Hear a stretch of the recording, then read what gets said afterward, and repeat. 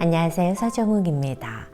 세상이 아름다운 것으로 가득 찼으면 좋겠지만 보기 싫은 것도 있습니다. 그럴 때 넘어가지 못하는 화가가 있었습니다. 오늘의 도미에입니다. 23살 때 작품을 보시죠. 1인용 의자에 한 사람이 앉아 있습니다. 배는 불쑥 나온 데다 다리는 가늡니다. 얼굴은 삼각형인데 사람의 모습이라 보기 어렵습니다. 이 사람은 당시 프랑스의 왕 루이 필리프입니다. 왕을 왜 이렇게 그려놓았는지는 그림 아래에 나옵니다. 땅바닥에서 왕의 입까지는 가파른 경사로가 연결되어 있습니다. 경사로 아래에는 관복을 입은 뚱뚱한 남자가 거들먹거리며 서 있습니다. 그 앞에는 깡마른 사람이 동전 몇 개를 던져 넣습니다. 가만히 보니 뒤에 있는 사람들은 다 불쌍해 보입니다. 동전을 넣는 사람은 맨발이고 오른쪽 아래 아이를 안고 바닥에 앉아있는 여인의 목은 꺾였습니다. 그 여인 뒤로는 노려보는 노인이 있는데 양손에는 목발을 집었습니다. 지금 관원들은 굶주린 서민들을 더 짜내며 동전 몇 푼가 먹을 것을 뽑아내는 중입니다. 그렇게 뽑아내 등짐이 꽉 차면 관원들은 그것을 쥐고 경사로를 올라갑니다.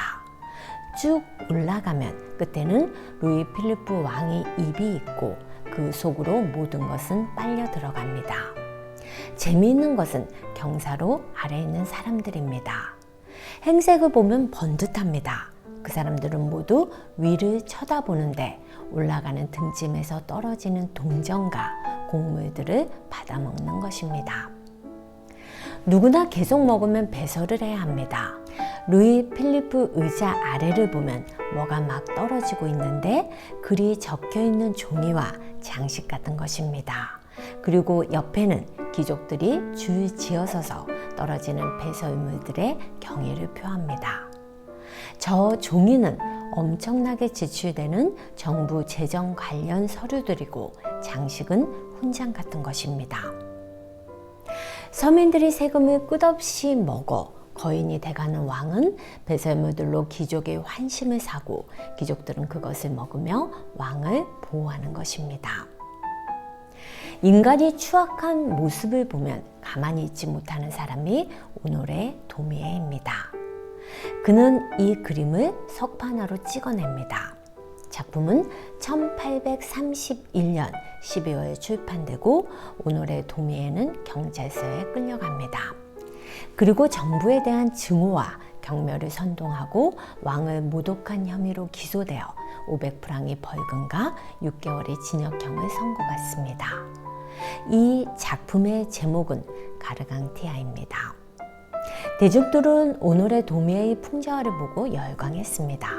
차마 말 못하던 것을 속 시원히 드러내며 달래주었기 때문입니다.